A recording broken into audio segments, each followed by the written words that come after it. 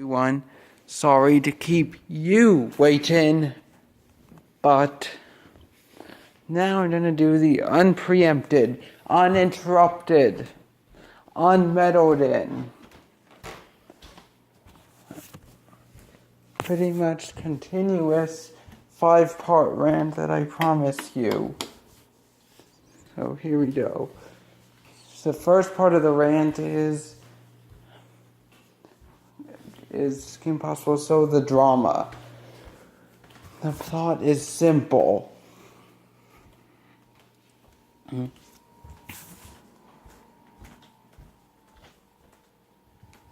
Kim Possible is looking for a date for the high school prom, but because it's too close to the event, that means all the acceptable guys are taken. The only person that she could ask is her boyfriend, Ron. Draken takes vengeance and makes a syntho boy to use to lull Kim into a false sense of security. She buys the deal, unaware that her whole, that he is just a distraction for Draken's scheme. Anyway, moving right along. Number 4, which is to summon an army of gigantic, colossal, planetary-sized, mountainous in scale, robots to take over the world. And he was this time fed up with Kim defeating them day after day after day after day.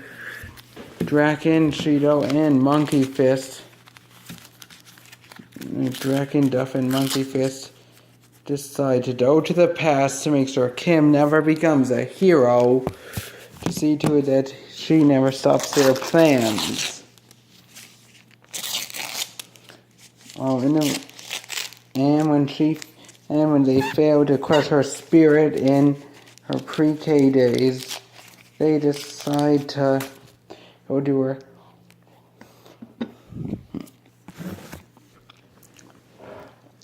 pre-teen days to try and crush her body.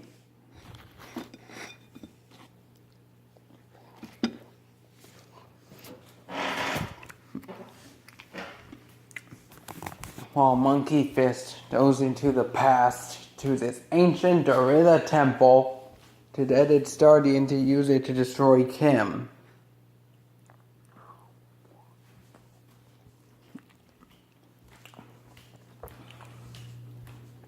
Without taking into account that it was super weak to security lasers.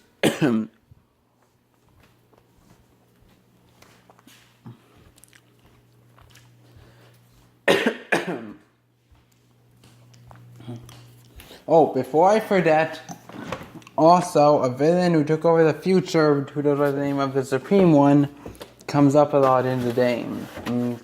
He comes up a lot in the film.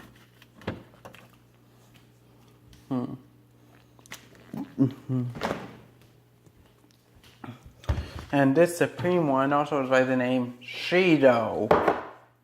As we find out when Shido takes when future Shido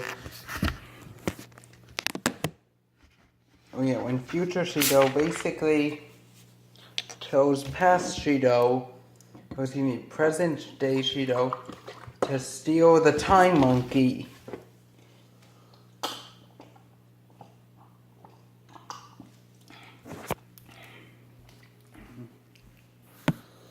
Or Tempestimia.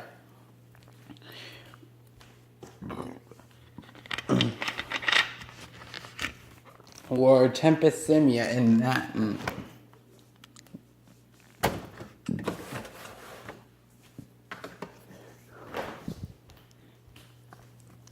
And when she does so, she uses it to become the Supreme One. Who is this? Who have untouchable leader of the future? He said is.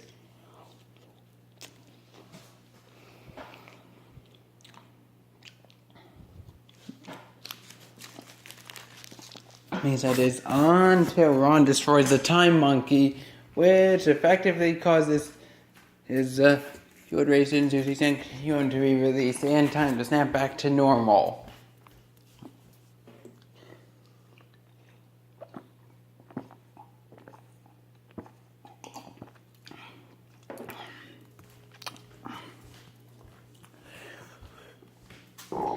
And that's what I say about season time. Next, the movie.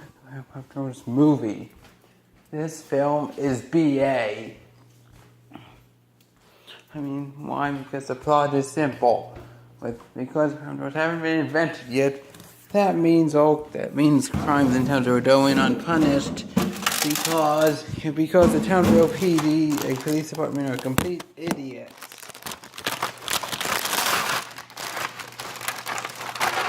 That is easy.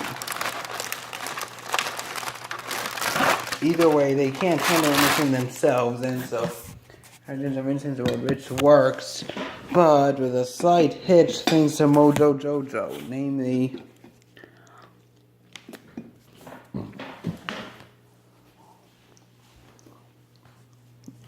Jojo, as he was known.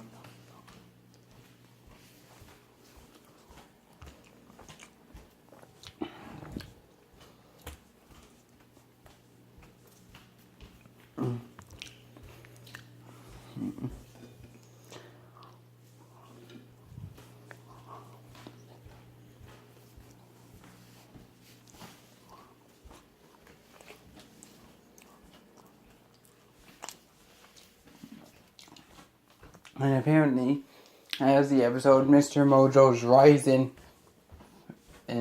mentions, but this movie completely off screens due to his hyper-destructive nature. He was kicked out the very day the episodes were born.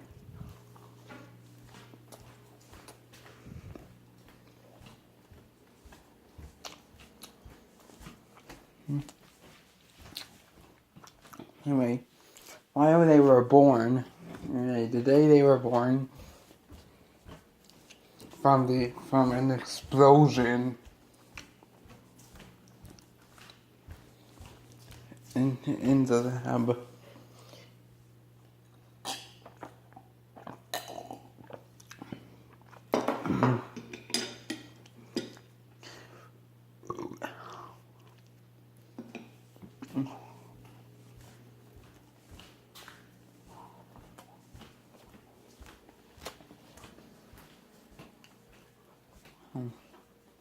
He tends to make sandwiches and model their room. There was super strength, super speed, and eye beams. And that's how day one of the movie went.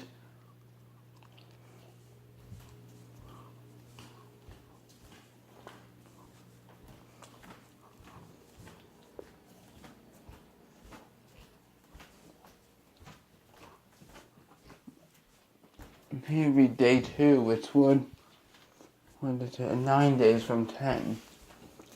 To 9 days from 8. Because day one was when Professor was also there was the lack of innocence in the world. And do something about it. On day 3, they were introduced to Pokios for the first time.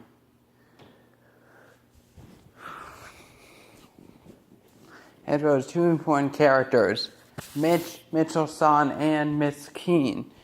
As well as Ted, when they took it around, they introduced two other important characters, Miss Bellum and the mayor. Anyway, on the third night of the movie, Professor them know your powers are great, but you shouldn't use them in public anymore because we don't know how good they are. Anyway, we move right on to the 4th day of the movie's plot line, and basically on said day,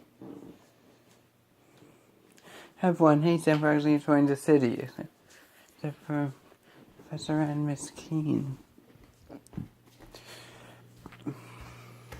Speaking of which, when he has to pick him up that day, he stopped to be arrested by Mayor Miss Bellum and the cops because he admits that he created overdose in the first place. Day 5.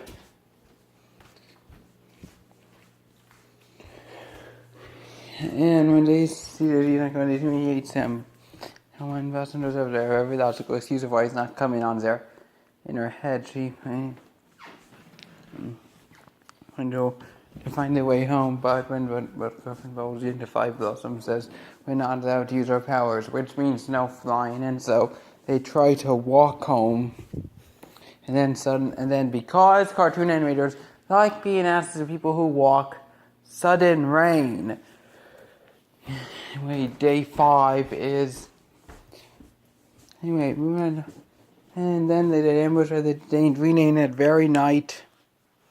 We saved by a serious Kate figure who identifies herself as JoJo.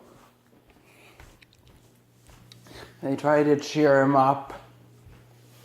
Yeah, and when they try to cheer him up, he rejects their kindness because he believes it's not true. Then, on day and they actually trick him that if he comes down and accepts a face machine, on this is still day 4, by the way.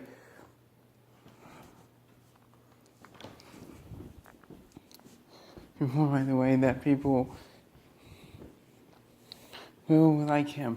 But okay, that's not what they say. That's what he misinterprets it as.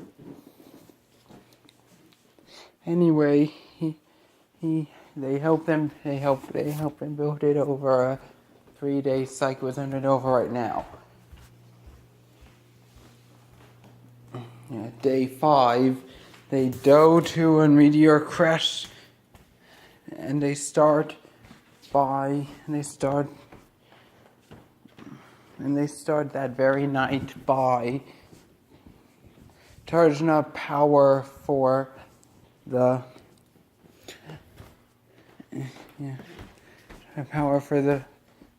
base via going into an active volcano and charging up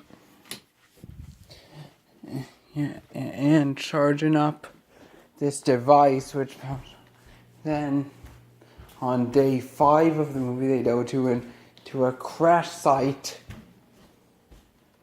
And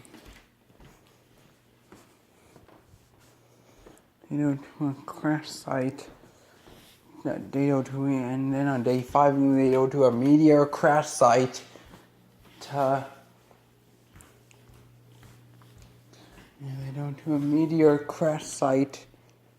to get material for the superstructure. Then day 6, they go to an underwater ship to, score metal for the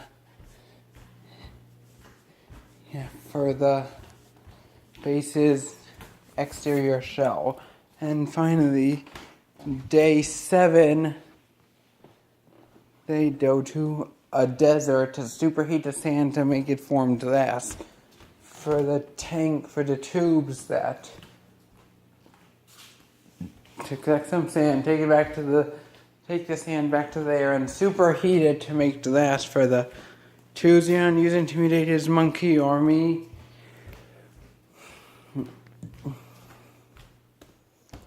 As well, the lens for the telescope in his volcano top. Day 8, Mojo executes the final phase of his plan. Namely to dart every monkey in the zoo so he can teleport them to his base when he needs them. Then day 9, he executes his plan. Now that everything's in motion.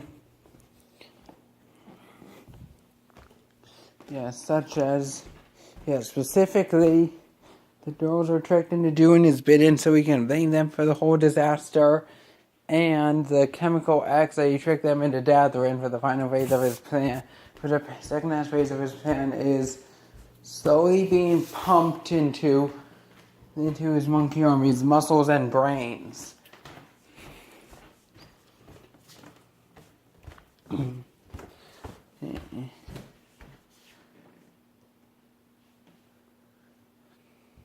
me think.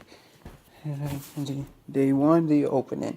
Day 2, the creation doors. Day 3, the doors first day of school. Day 4, the doors day of hatred. Day 5, and the first part of the pen assistance. Day 6 is the day of their second part of assistance. Day 7, their final assistance. Day 8, Mojo, Dartons, and Monkeys. And Day 9, him executing his plan. Okay, good. Anyway, Day 9,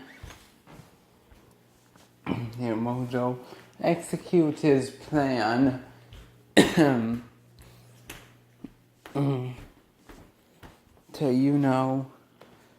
to sick all of his mutated monkeys on Townsville. And when the nurse come to see that either did they believe they did, Mojo blames them for the bad stuff that's going on. And when they ask him what happened, that this isn't making the world a better place and whatnot,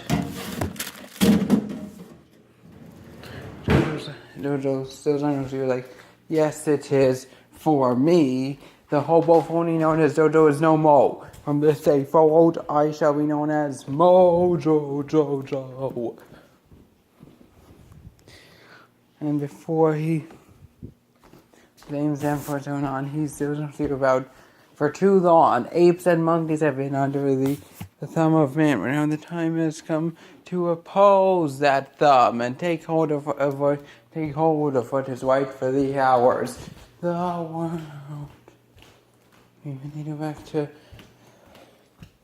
Earth, and when they go back to space, when they not back, but when they go away to space and regret what they've done, Mojo's like, yeah, all right, I did it. I rock so hard, for I, Mojo Jojo, have succeeded in my first greatest, most brilliant plan ever, and I, Mojo Jojo, shall be king of the planet of the apes. And the monkey brains are like, you shall be, and then the artist is to say, and he's to say, all of his monkey army, he argues over who's more fitted to be ruler. And when they realize that they doofed up, they realize they have to fix it. And so but after a short art fight scene between Buttercup and Blossom, where Buttercup is like, was like, look, Blossom, leader girl, it's your fault we're in this mess because you insisted on walking home. We know we can fly. And if you hadn't insisted on doing that, then we could have gone home without having to worry about crossing paths with that lion, Fibbin, falsifying insolent Simeon. And then I was like, oh no, we wouldn't have been, my fault, oh no. You see, we wouldn't have had to walk home and run that Simeon.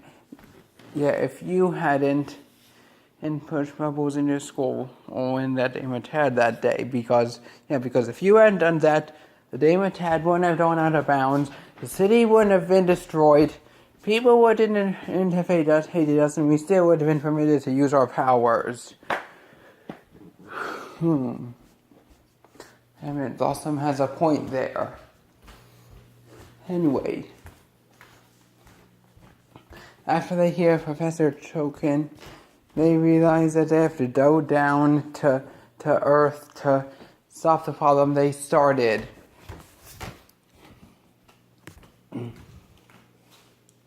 By defeating all the monkeys to save all the people.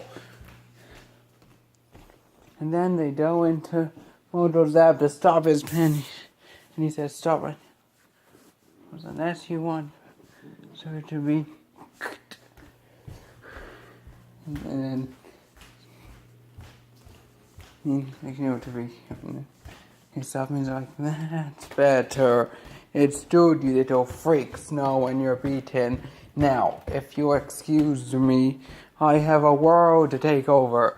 I have to seize control of an area and force its inhabitants to follow my way of thinking. And that means taking extreme measures. And they're like, oh, you wouldn't. I would. Then he types a few characters into his console to cause him to beef up and become a real King Kong. Then, when he tries to destroy the city on his own, I'll distract him by... He's like, now, as I was saying before, so rudely interrupted, I, Mojo Jojo, have succeeded in my first, greatest, and most brilliant plan ever, and I, Mojo Jojo, shall be king. And then all of a sudden, bam! And I was punch him in the cheek. And they attempt to turn now real easy on you, and he's like, "Aw, are you actually trying to stop me? That's so cute." And they're like, "Try nothing. We will stop you." And he's like, I was like, "Who are you calling cute?" And then we're just like, "Wah, okay, let's play. Punch, dodge." And then they seem to avoid all of his hits and manage to have a few of their own. Until Mojo starts putting innocent civilians at risk, which requires the bureaus to protect the civilians first.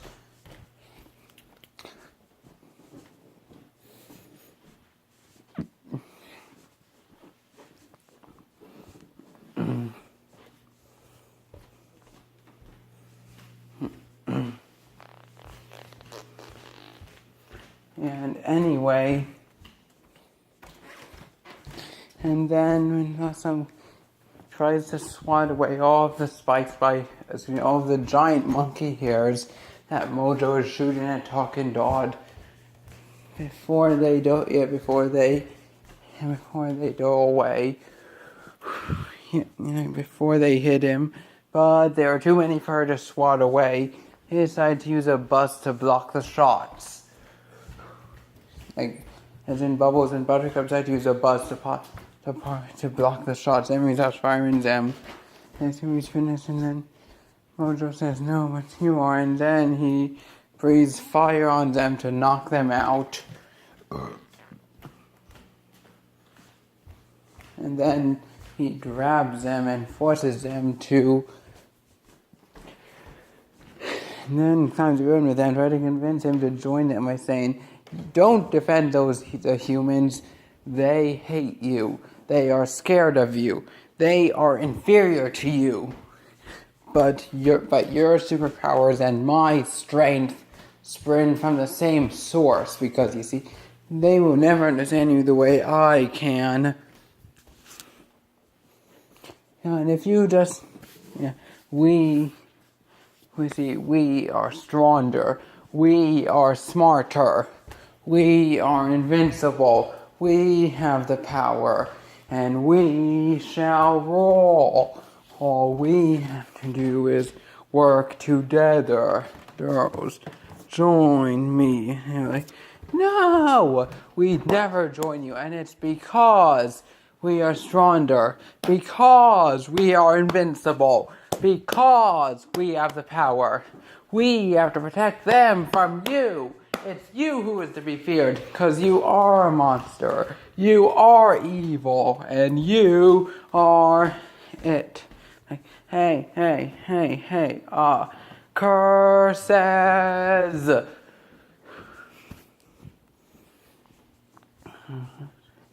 I'm thinking about a footprint adult. You can't be what I say, do as a power to do. Professor.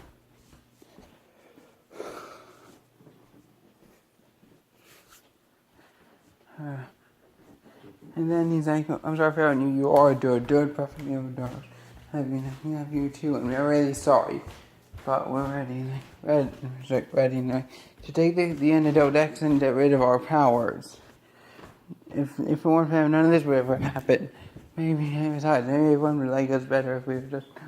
And they're like, "No!" don't do that because that was pretty cool. And sometimes I think what they're trying to say is, we're sorry and thank you. And then I was like, yes, that was super stupendous. Just super amazing. Stupendous. You rock. Thank you. And he's like, yeah, well, that was awesome. I remember. And they're like, and he's all like, yeah, that was great. This town stinks. I was wondering if sometime we could be like, oh yeah, to save the day or whatever. And I don't know. Okay.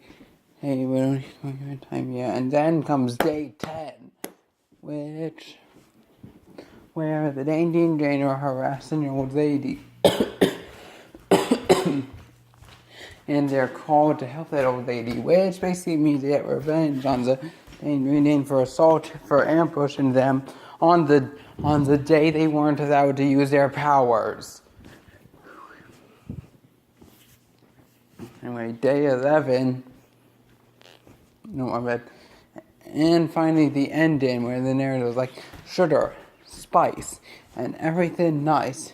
These were the ingredients chosen to create the perfect dough, but Professor Utonium accidentally added an extra ingredient to the concoction, Chemical X. Thus, Blossom, Bubbles, and Buttercup were born. Using their own superpowers, they dedicated their lives to fighting crime and the forces of evil. So, once again, for the very first time, the day is saved. Thanks to the Powerpuff Girls. Hey, that's her name for them.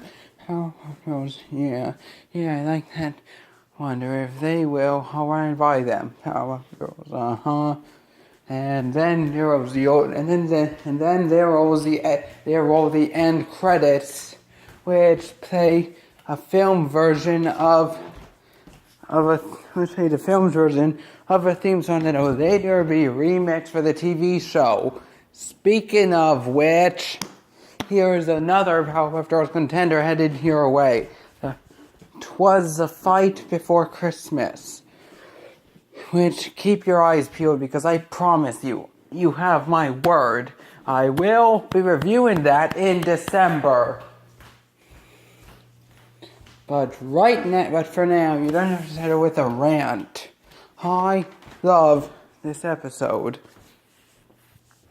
Why? Because I know I'm a bit hard on Christmas specials, but this is one that's really awesome.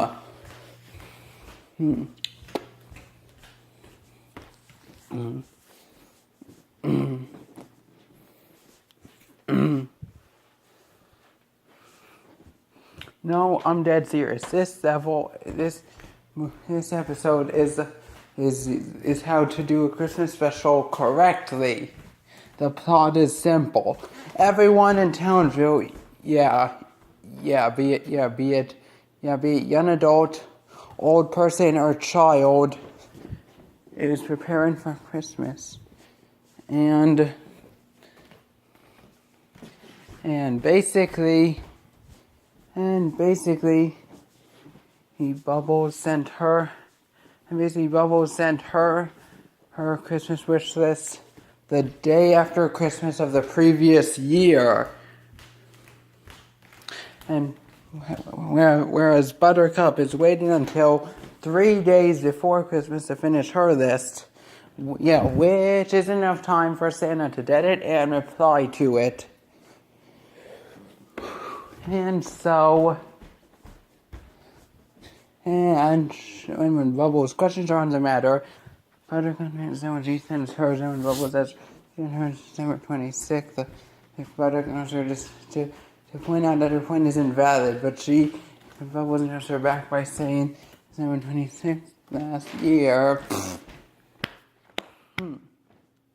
And then, Buttercup is that she doesn't do, and that she won't get the toy done she wanted. I don't understand how she'd really want that, but I did it. It's supposed to be a subtle reference to A Christmas Story. Yeah, even Princess quotes that what that movie's version of Santa said with the whole "you shoot your eye out" line.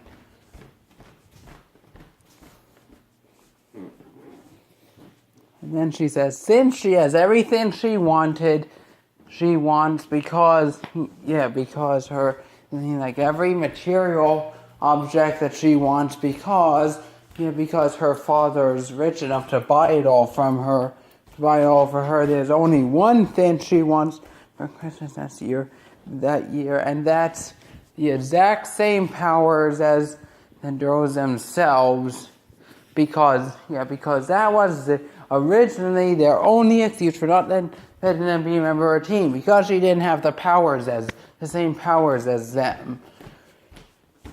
But then she had to go and be diva about it, which shut down any chance of her joining the team, even if she did have the same powers as them.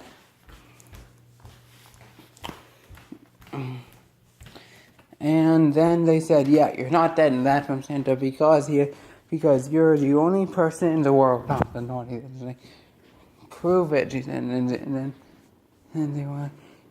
then Russell was like, you bought the city and legalized crime. Yeah,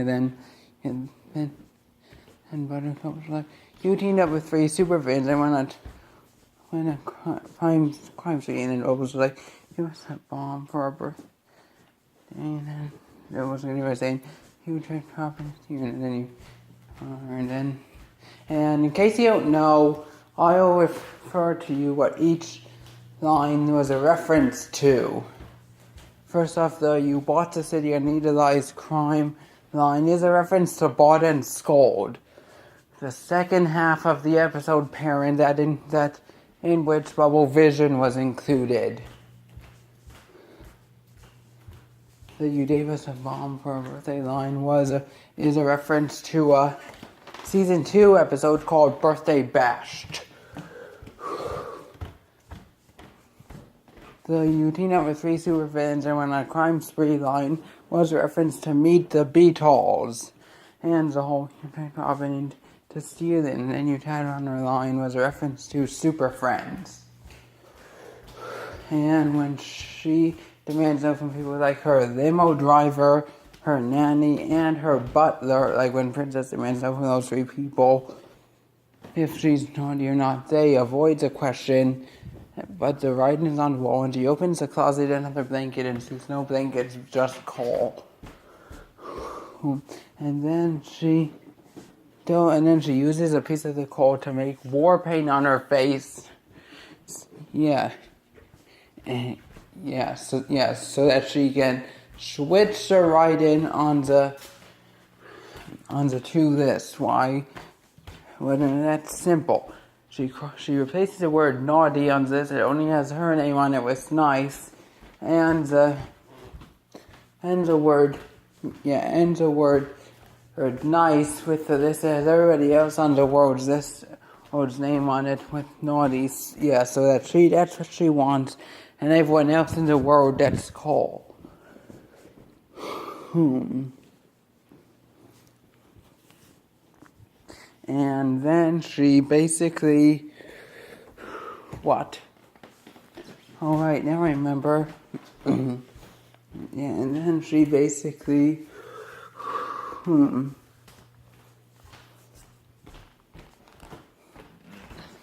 He demands that he says it. And she is, and pisses him off so much that he decides not only to deny her request, but also put her on the permanent naughty block. And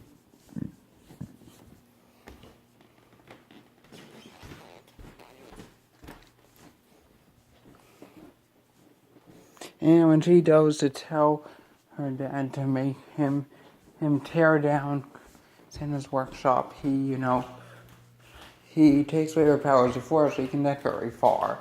And now I save the best for last. Townsville's rule.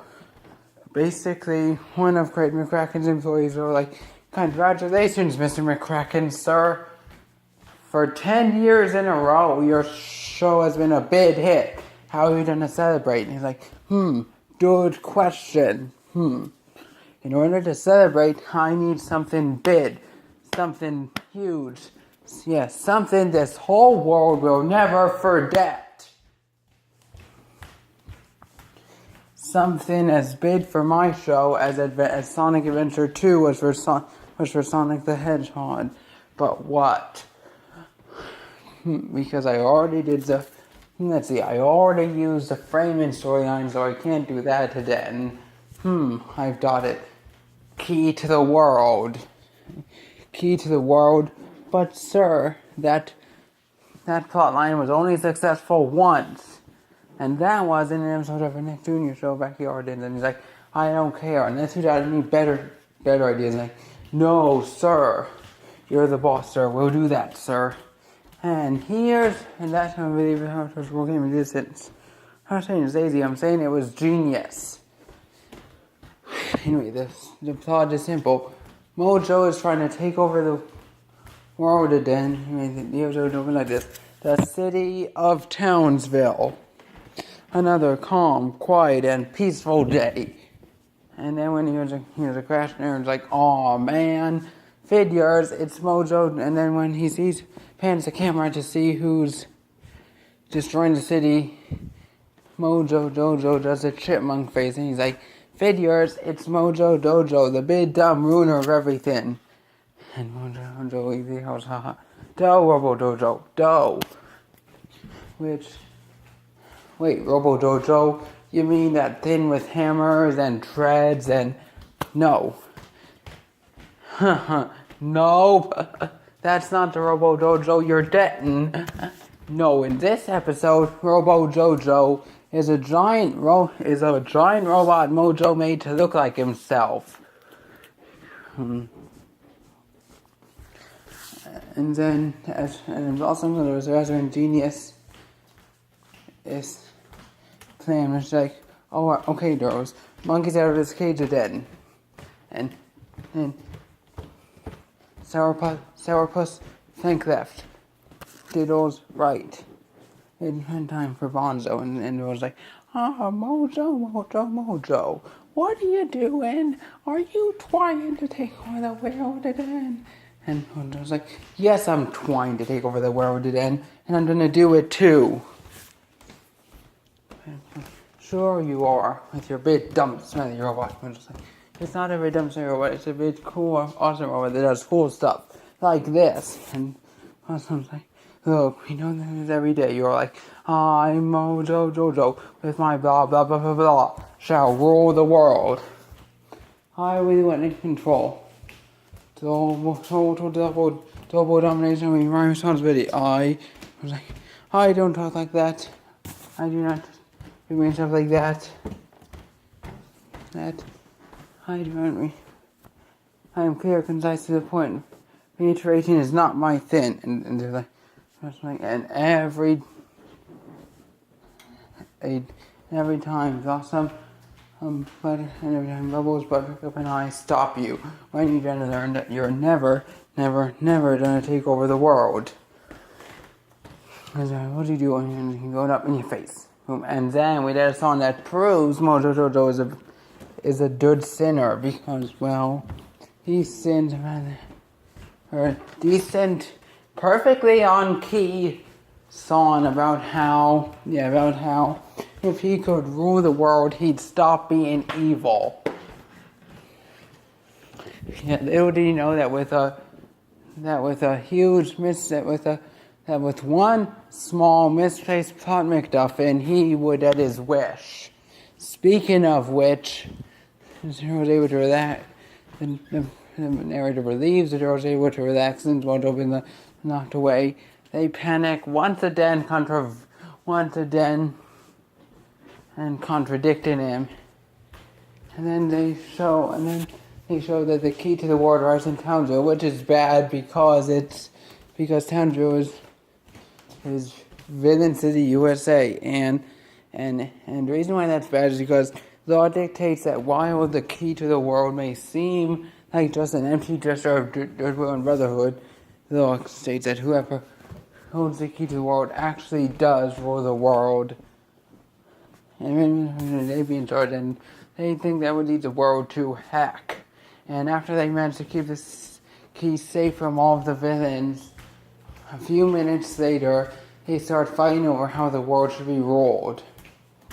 Why? Because, well, Blossom thinks that the world should be a society ruled by women, where women rule and men are the servants. Buttercup thinks that the world should be a one-woman-led planet, and the woman in charge, her. Well, she doesn't want a one-woman show planet or an all-woman show planet, but she wants a planet where one that's and then they fight badly, which ends with them giving the key back to Mayor, who stupidly hands it to Mojo, but not before the most badass musical number ever referenced in this show. Don't make me sing it. Fine. Welcome to your life. There's no turning back. And while we sleep, we will find you.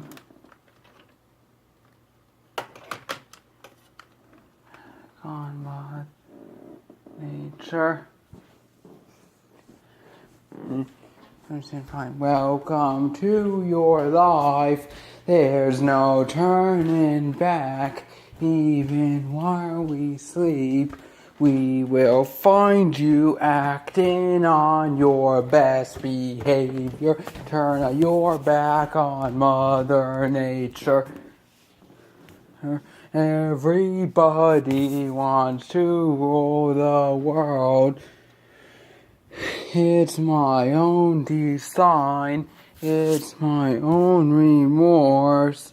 Help me to decide, help me make the most of freedom and of pleasure. Nothing ever lasts forever. Everybody wants to rule the world. And when Mayor Sudi hands the key to Mojo, he rules the world, and it looks so peaceful until Mojo is bored of the peace and starts causing chaos. And he dies. Stay tuned. Why? Because my next video is gonna be top 10 summer themes in video in all media. And simple. Whether it be a show featured around summer, a level featured around a beach level, or a game based on tropical islands, it's allowed to be on that list. That's all for now. Peace out.